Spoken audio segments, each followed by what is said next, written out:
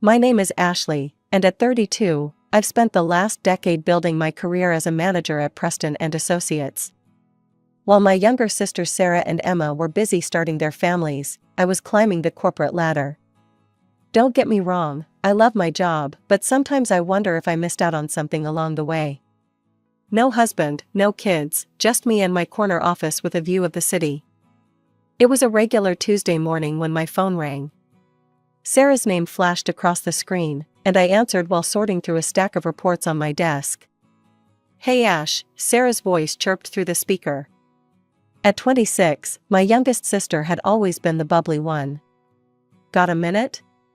"Sure, what's up?" I shuffled some papers aside, half listening as I reviewed quarterly numbers. "So, you know Mom's turning 60 in 2 months, right?" She paused for effect. "Well, we're planning something special, and we need everyone to chip in." That got my attention.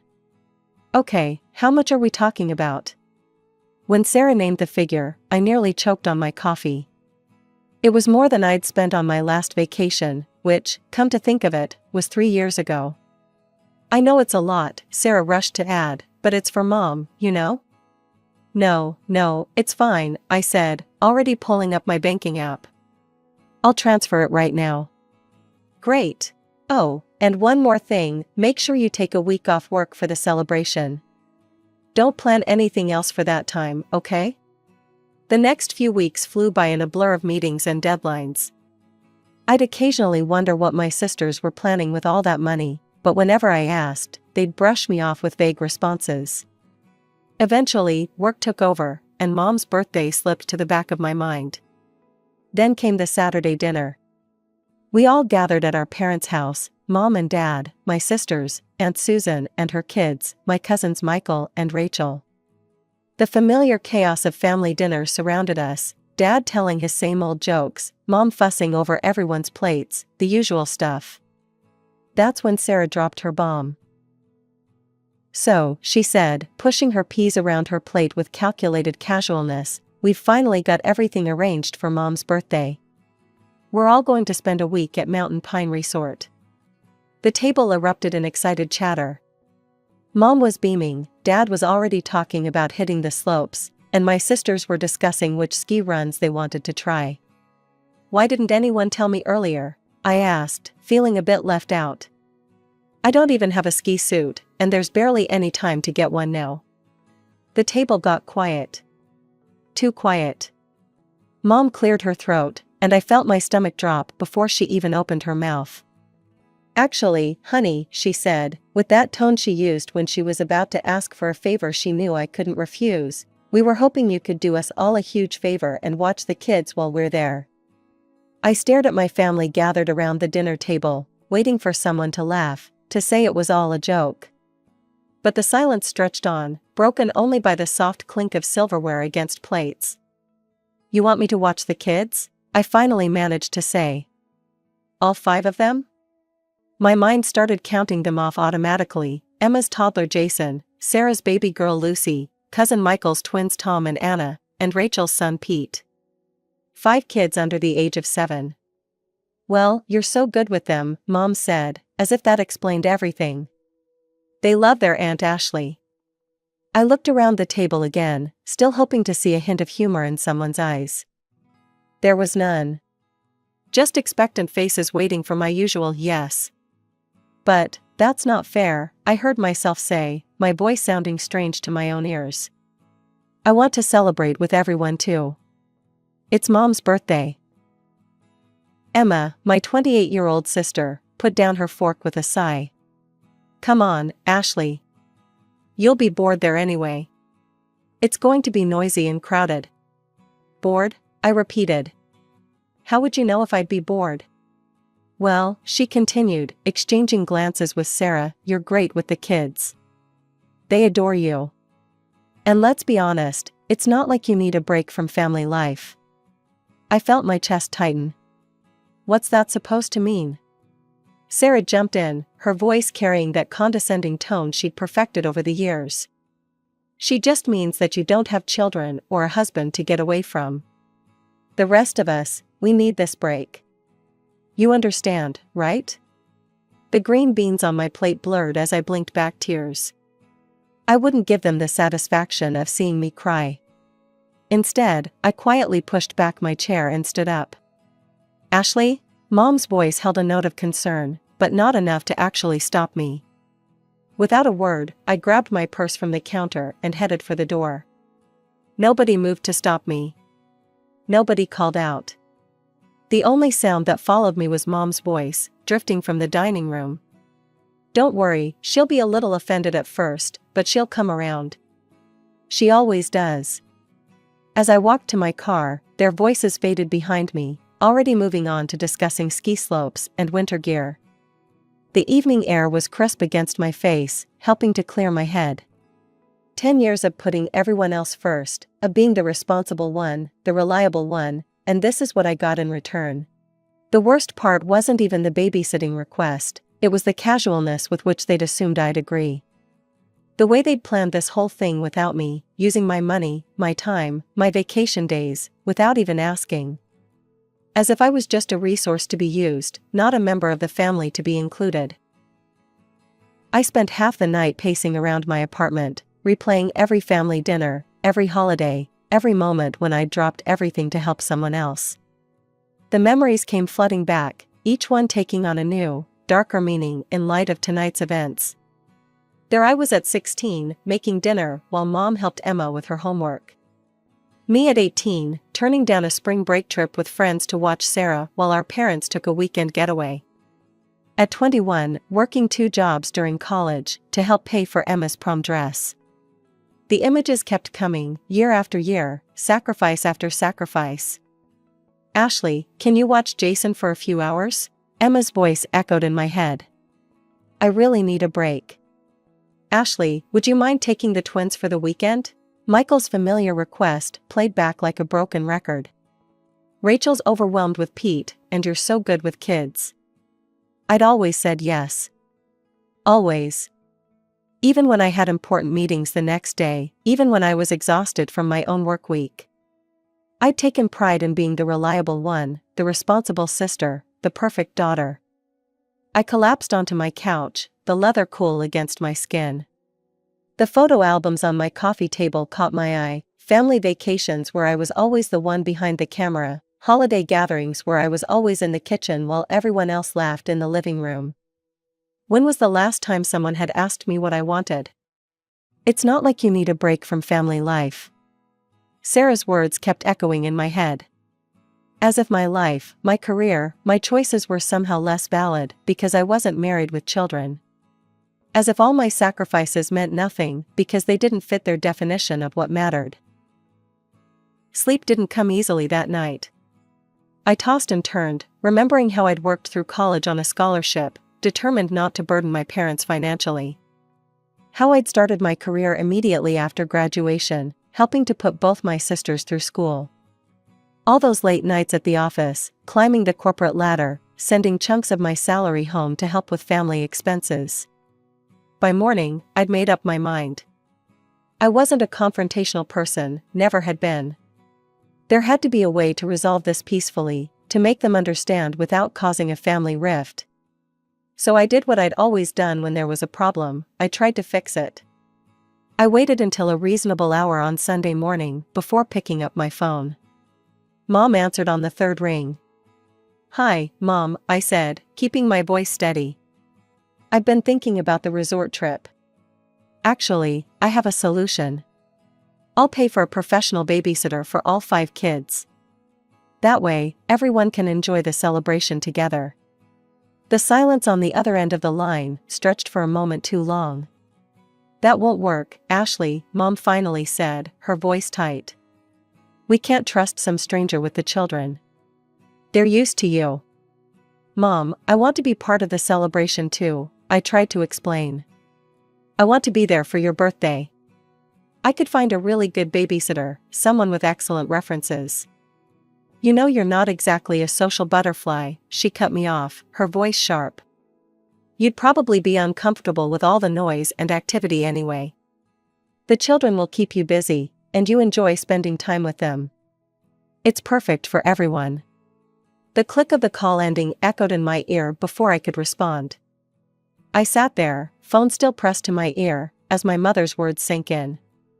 She hadn't even bothered to say goodbye. I was still staring at my phone, processing my mother's abrupt hang-up, when it buzzed again. Sarah's name flashed across the screen. "How dare you," she hissed, before I could even say hello. "Mom just told me about your little suggestion about hiring a babysitter. Are you trying to ruin everything?" I sat up straighter, my sister's hostile tone catching me off guard. "Ruin everything? I'm trying to find a solution that works for everyone." "We already have a solution." Sarah's voice rose. "Everything's planned, Ashley. Everything. And now you're being completely selfish, trying to change all our arrangements at the last minute." The accusation hit me like a slap. "I'm being selfish?" "Yes, you are. We've been planning this for weeks. Everyone's excited. The resort is booked, the activities are scheduled, and now you want to throw a wrench in everything because you can't just do this one thing for the family?" My hand started shaking. "One thing? Are you serious?" "You know what? If you ruin this trip for everyone, if you spoil Mom's birthday celebration, don't bother talking to me again." "I mean it, Ashley." The line went dead. I sat there, stunned by my baby sister's threat, when my phone buzzed with incoming messages. This time from Emma. "Family needs to stick together," her first text read. "We all help each other out." Another message popped up. "Remember when I watered your flowers last year while you were at that conference?" And another, "You're good with the kids. They love you. Why can't you just forget about being resentful and think about what's best for the family?" My fingers flew across the keyboard as I replied, "A real family doesn't take advantage of each other. A real family respects each other's wishes and includes everyone in their plans. A real family doesn't manipulate and guilt-trip each other."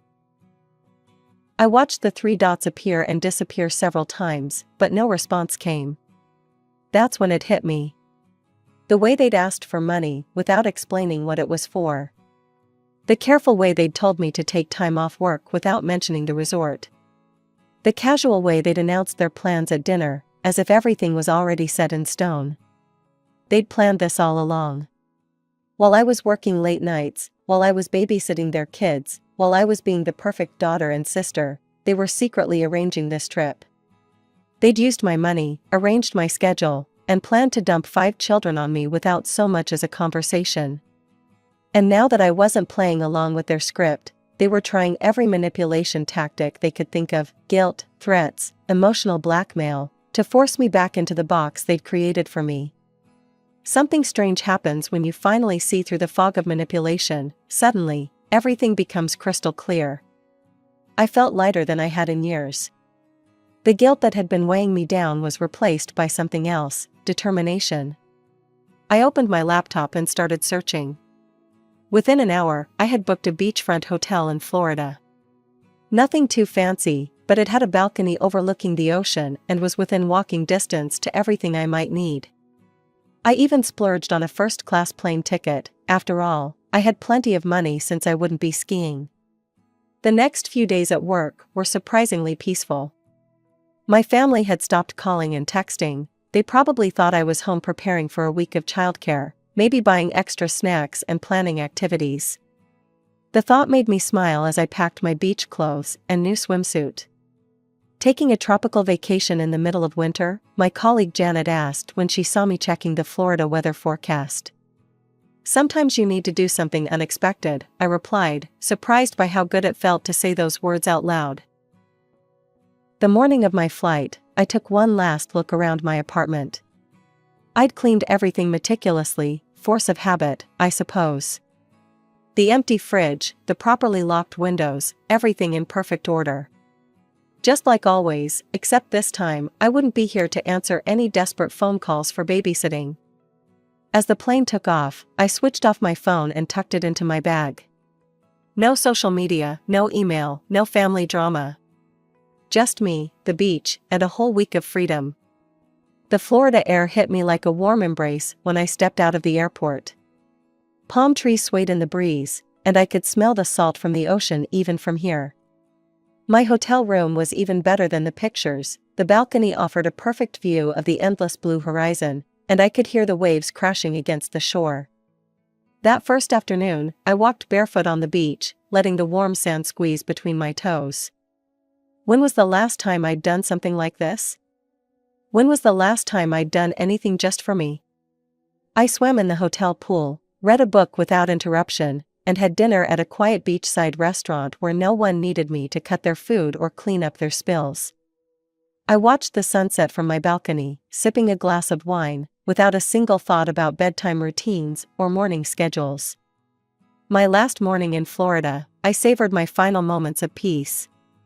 I knew I'd have to turn my phone back on eventually, face whatever chaos I'd left behind. But I hadn't expected quite what I found. When my phone finally powered up, it started buzzing nonstop. Messages, voicemails, missed calls, hundreds of them.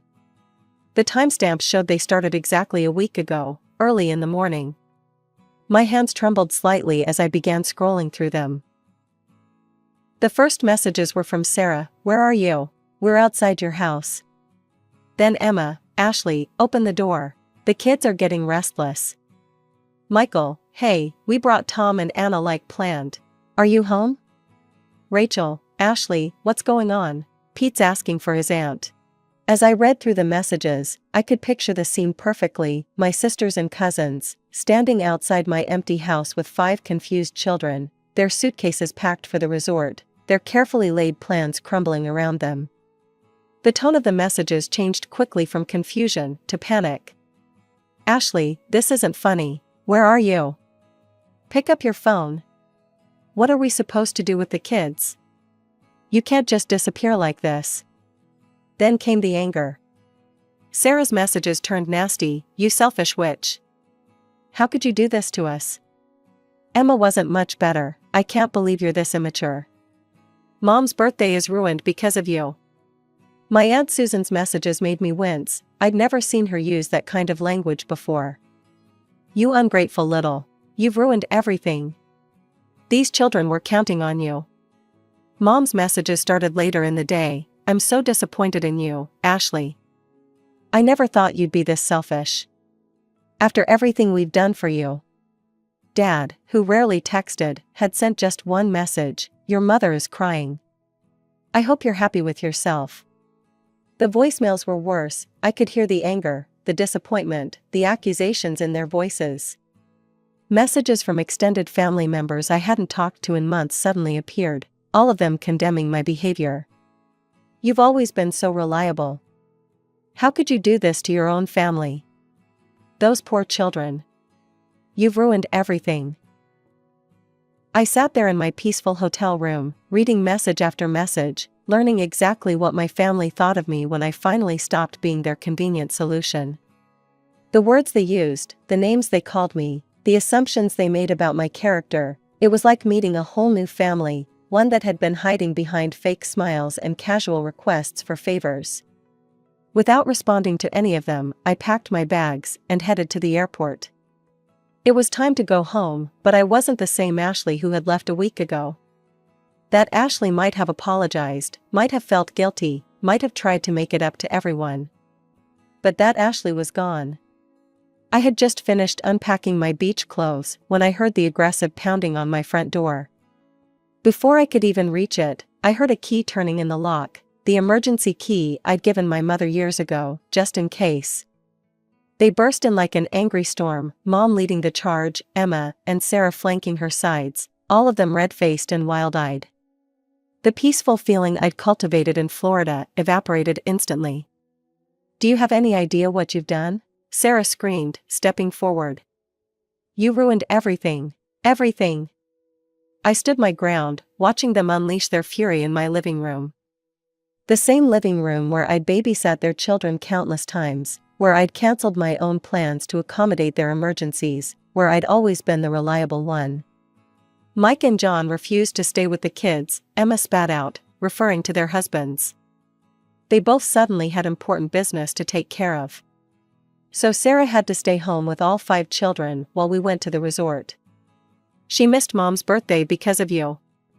The whole trip was ruined," Mom added, her voice rising. Nobody could enjoy themselves. All we did was talk about how you betrayed us, how you let everyone down. Your father couldn't even ski properly, he was so upset." They continued their tirade, talking over each other, each one trying to outdo the others in expressing their disappointment and anger. The more they talked, the more absurd it all seemed, until something inside me broke, but not in the way they expected. I started laughing. The sound of my laughter cut through their accusations like a knife. They stopped mid-sentence, staring at me as if I'd lost my mind. "What's so funny?" Mom demanded, her face flushing darker. What could possibly be funny about this situation? I wiped tears of laughter from my eyes. "Don't you see how ridiculous this is? Do you really not understand how absurd you all sound right now?" "Absurd?" Emma sputtered. "What's absurd about?" "You secretly planned this entire trip," I interrupted, my laughter fading but my voice steady. "You decided, without asking me, that I would watch your children. You took my money, told me to take time off work, and then just assumed I would fall in line with your plans. And now that everything fell apart because of your assumptions, you're here calling me the villain?" "But you've always helped before," Mom said, her voice smaller now, confused. "You've never said no." "And that's exactly the problem," I cut in. "Because I always helped, you started taking advantage of me. You stopped seeing me as a daughter or a sister and started seeing me as free childcare. You stopped considering my feelings, my plans, my life." "That's not true," Sarah protested, but her voice lacked conviction. "Really?" I raised an eyebrow. "Then why didn't you include me in the planning? Why didn't you ask me if I wanted to go to the resort? Why did you just assume I'd be happy to stay behind with 5 children while everyone else celebrated?" I watched their faces, hoping to see some recognition, some understanding of how they'd treated me. Instead, I saw their expressions harden. "You're being selfish," Mom said, her voice cold. "You've ruined my birthday, you've hurt your sisters, you've disappointed the children. This isn't how I raised you." I felt the last thread of hope snap. "No, Mom. You're the ones being selfish. This whole situation is your fault, not mine." Mom drew herself up to her full height, her face like stone. "If that's how you feel, then perhaps I don't have a daughter named Ashley anymore." "If that's what you want, Mom," I said quietly, "then so be it." It's been 6 weeks since that final confrontation in my living room. 6 weeks of silence, broken only by the occasional notification when one of my family members makes another thinly veiled post on social media. "Some people only think about themselves," Mom wrote last week, followed by a dozen sympathetic comments from relatives and family friends who only know her version of the story. "Family should always come first," Sarah posted yesterday, with a photo of her daughter. "So blessed to have people in my life who understand what that really means." Emma's latest was a long paragraph about toxic people who destroy family bonds with their selfishness. She didn't tag me, of course, but everyone knew who she was talking about. A few months ago, these posts would have devastated me. I would have spent hours crafting responses in my head, losing sleep over their words, wondering if maybe they were right. But now? I just scroll past them, sometimes with a small smile at how predictable they've become. I've changed my routine. Instead of spending my weekends on standby for emergency babysitting calls, I've joined a local book club. The first meeting felt strange, sitting in a coffee shop on a Saturday morning, knowing my phone wouldn't ring with a desperate plea from one of my sisters. Last week, I booked another vacation, a trip to Europe in the spring. I didn't have to check with anyone's schedule or make sure it wouldn't conflict with someone else's needs. I just saw a good deal and took it. Sometimes, in quiet moments, I think about my nieces and nephews. I miss them, but not the way they were used as weapons against me. I hope that someday, when they're older, they'll understand. Maybe they'll even recognize the same patterns in their own lives and choose differently. I still have the emergency key Mom used that last day. I should probably mail it back, but something stops me each time I think about it. Maybe part of me hopes that one day, they'll understand. That they'll see how their actions and expectations were unfair, how they took advantage of my love for them. That they'll realize family doesn't mean sacrificing yourself to meet everyone else's needs. But I'm not waiting for that day anymore. I'm not putting my life on hold hoping for their approval or understanding. For the first time in my life, I'm putting myself first, and it feels right. Yesterday, I deleted the family group chat from my phone. I didn't make an announcement about it or try to explain myself. I just quietly removed myself from one more obligation, one more source of stress. Some might call this selfishness. My family certainly does. But I've learned that there's a difference between being selfish and having self-respect. Sometimes, the healthiest thing you can do is step away from people who can't see your worth beyond what you can do for them.